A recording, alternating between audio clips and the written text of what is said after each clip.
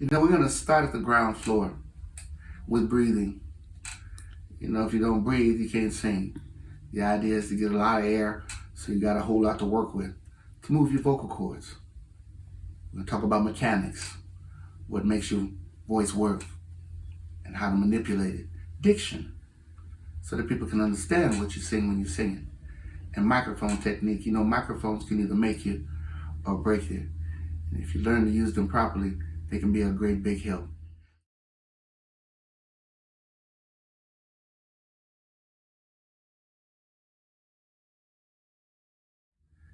So, if you're ready, and I hope you are, let me tell you, there's a few things you're going to need.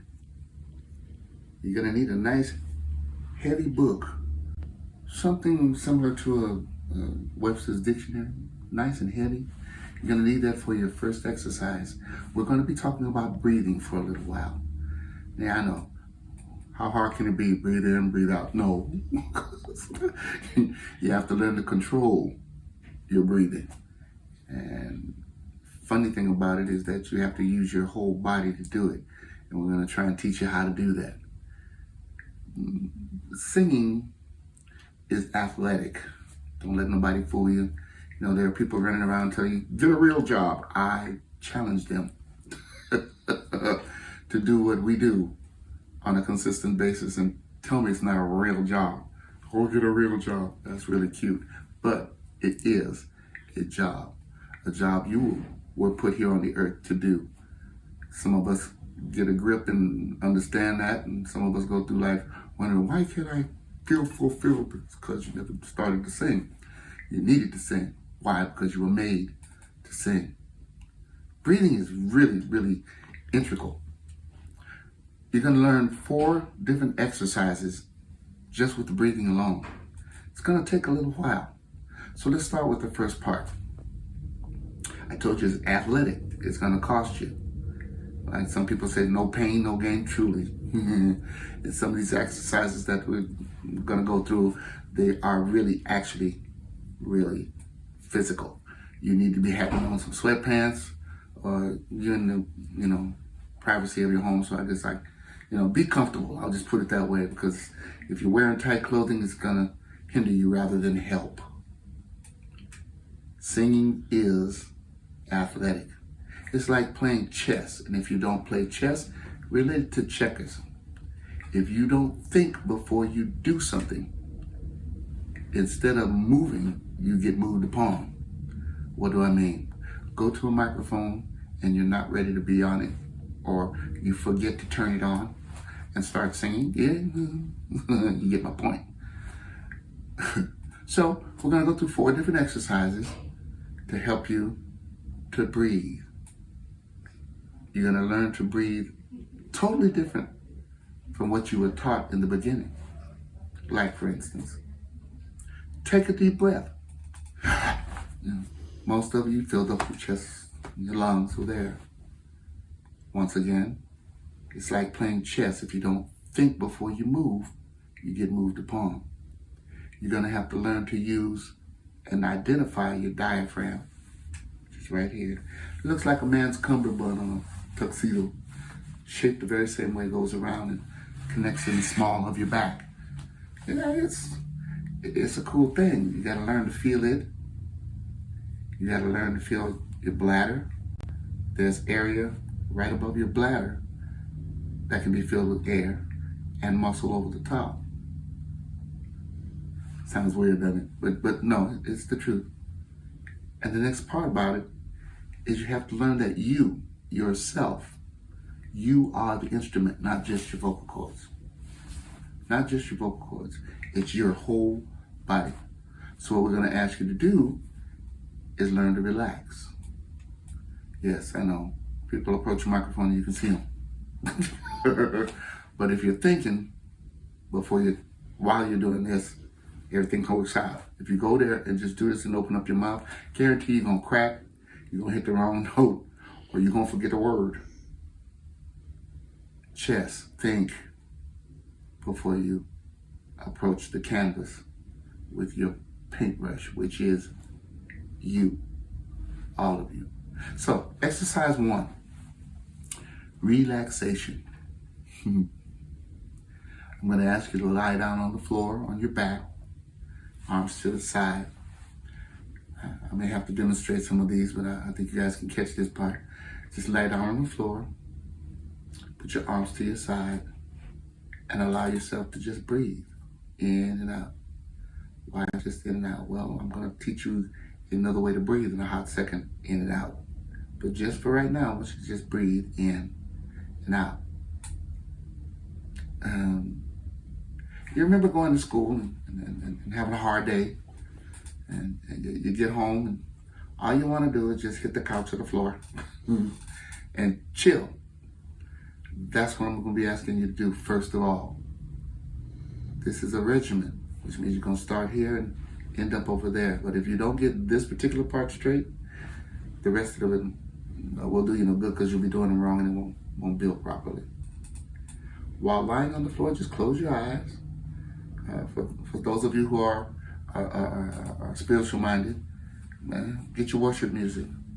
Those of you who are still trying to figure that out, get a nature tape, ocean waves, or walking through the forest, so you can imagine birds and whatnot while they're singing and you're walking through. Just breathe, relax, actually.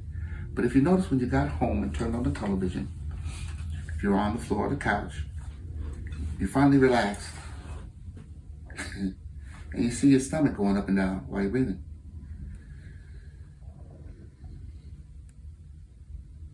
That's your natural way of breathing. However, we've been taught to do just the opposite. We breathe quickly, hold everything up here, don't feel nothing down here. Well, for a singer, that's detrimental, because you're only getting half the air you're supposed to get the notes that you want to make. If you notice your stomach go up and down all by itself, what I want you to do is feel that when it happens.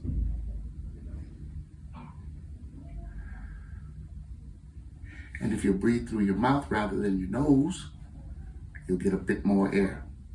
Watch.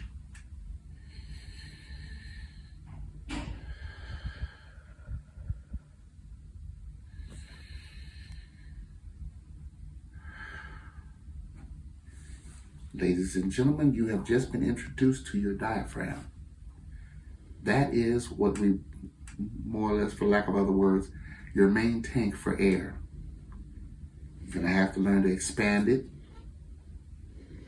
We're going to teach you to build muscle over the top of it and use the muscle to manipulate the air in the diaphragm. So where do the lungs come in? They come in like reserve tanks. You'll figure that one out when you start doing long tone songs where you have to hold notes for a long time. You'll find out that you got a little extra here that you can use. Relaxation. That is extremely important, because it points to peace. A singer's job is to be peaceful, because if he can't be peaceful, he can't really give you what the Creator wishes to give you. The Creator is peace. I don't know if I'm allowed to say this, but peace is not a thing.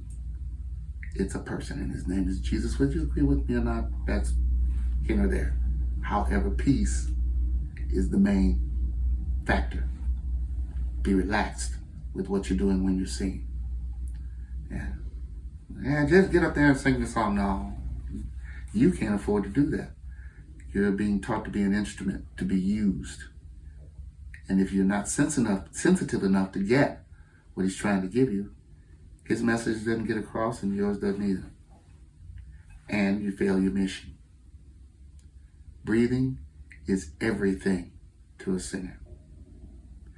After you learn some of these exercises, all the exercises, and have been doing them for a while, you can even get sick and know which parts of your body you can use to still get what you want before breaking down, going hoarse, to the point where you skip notes or miss notes, or miss phrases.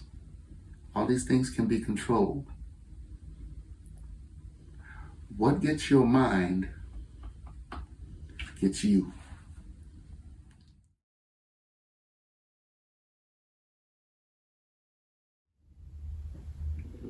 Presto chango, the wonders of technology.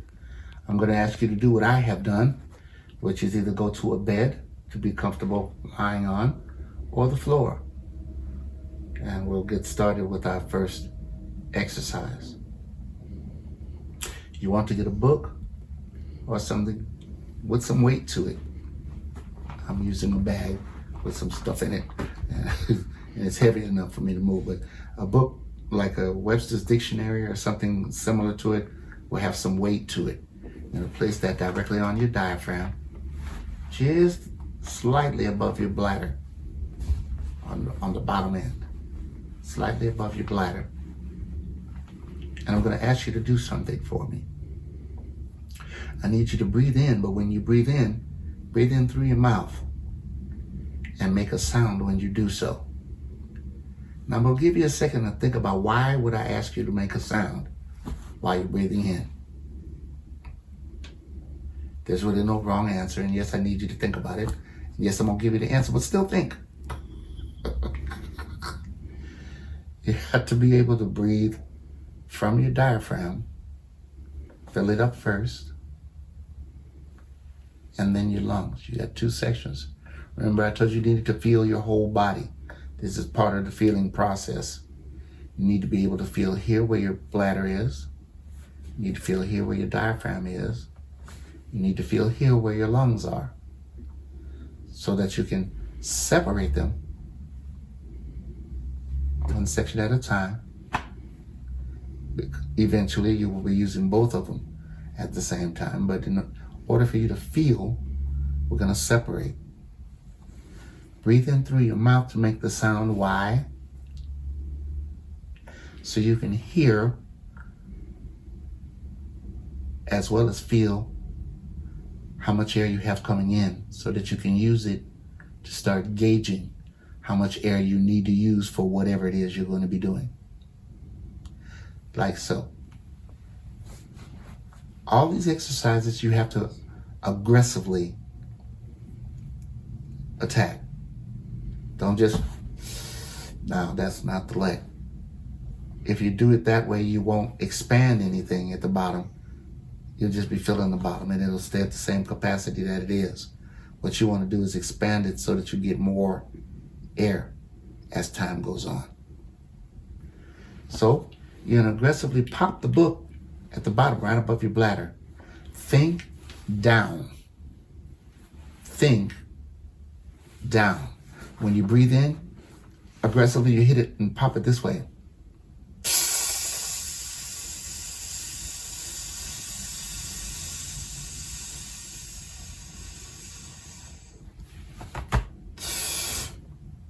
And then let it go.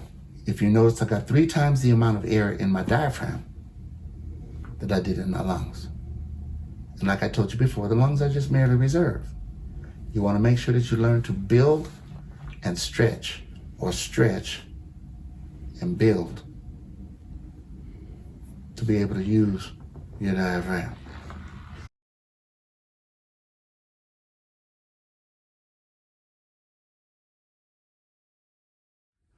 Some of us can't get down on the floor anymore, but if you can, be a good thing. I'm going to teach you this first breathing exercise. It's kind of intricate, but once again, I said it was a thinking man and a thinking woman's game. Just like chess, if you don't think, it'll get you before you get it. The object is to be in control. Lying down with your arms to your side, after we've gone through that relaxation period, which should last between 15 and 20 minutes, just relaxing.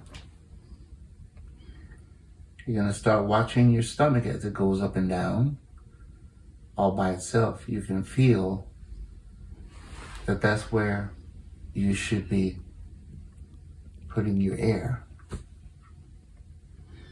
But remember, I said you're going to need to control it. All of these exercises from this point on are very athletic. You will do nothing easy. When you pull in sharply.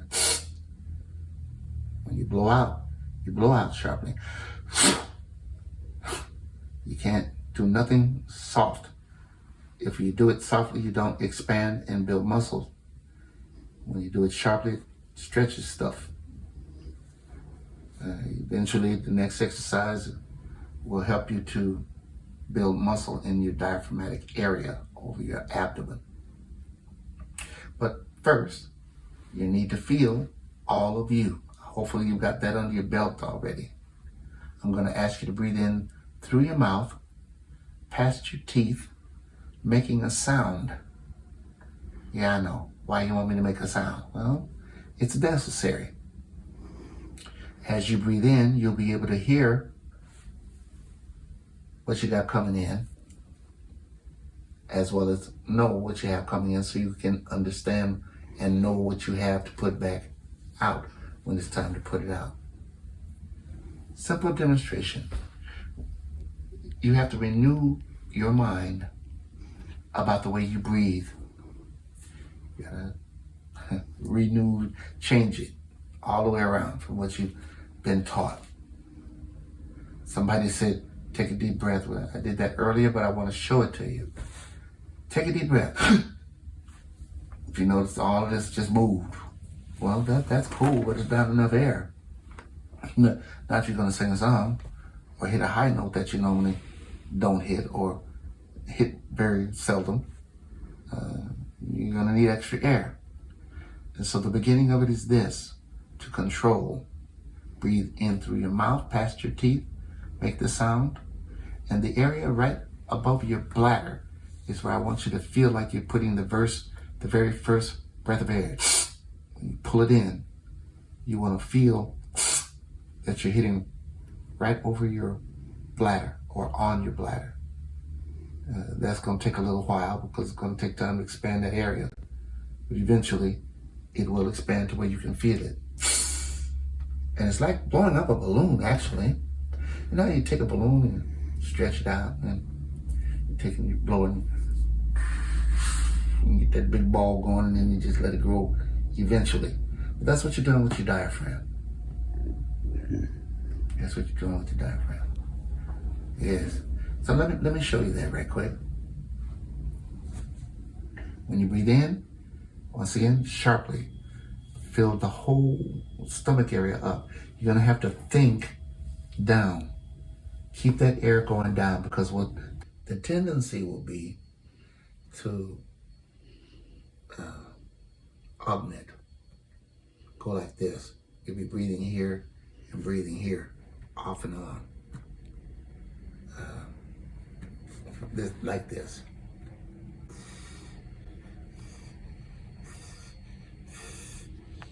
Instead of doing it that way, I need you to think, to feel the diaphragm first.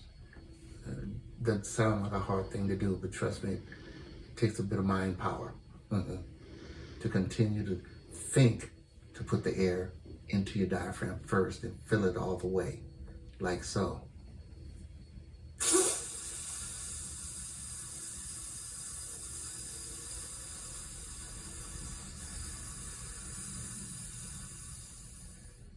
And then you hit your lungs. Seems almost impossible, but when it starts going like this, you know you're doing it wrong. You should stop. Start over until you can fill the balloon totally, and then fill up your lungs. Once again, I'll show you one more again. Aggressively pop it, hit it hard, and continue to breathe in. You don't want to go and get the whole idea is to gradually expand your diaphragm. In the next exercise, you'll find out why that's so important. If you don't expand, when you get ready to do your sit-up, you have nothing for the muscles to do but just stay like this. But they're going to arch, and in doing so, they stretch a bit with your diaphragm, building the muscle over the top to use to manipulate the diaphragm. Have you ever seen a bagpipe? That's basically the way the vocal system works. You blow into the pipe which puts air into the bag. That's usually on the right side. For you, it's your diaphragm. That bag is the diaphragm. It fills with air. You use your arm to press on that bag to push the air back up through the pipes so they make that whining sound. Once that's going, you use your fingers to make the notes on the pipe. Once again, the vocal system is pretty much the same thing.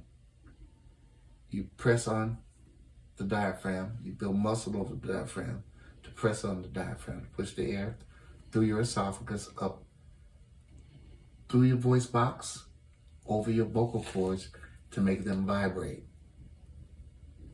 Where some people have a problem is when they start to vibrate, they try to make the notes with their throat.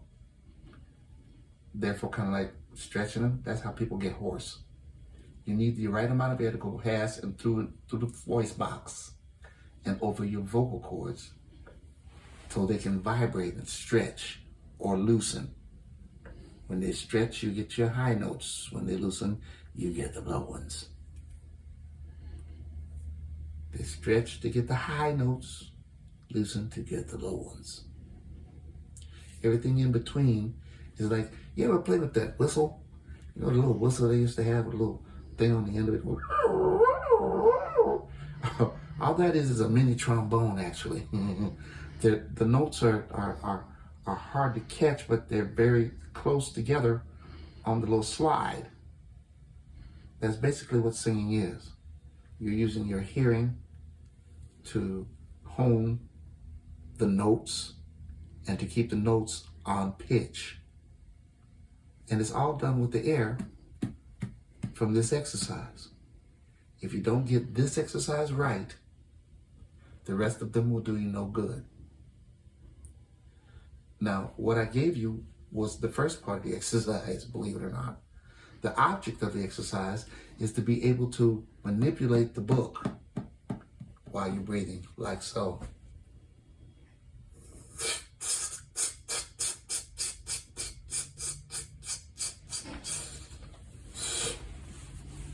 Make the book bounce. When you start bouncing the book, you start learning to manipulate the air that's coming from your diaphragm. Once again, good strong pop.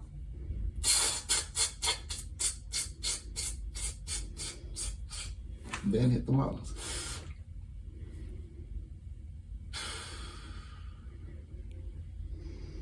That's the end of this particular lesson.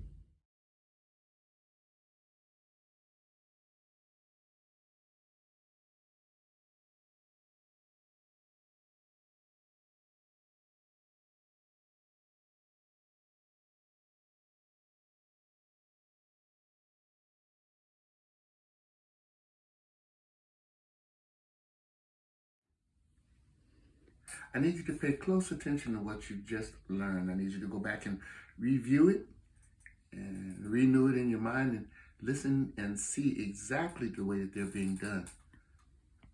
If they're not doing what you're seeing, it's not right. There are no shortcuts.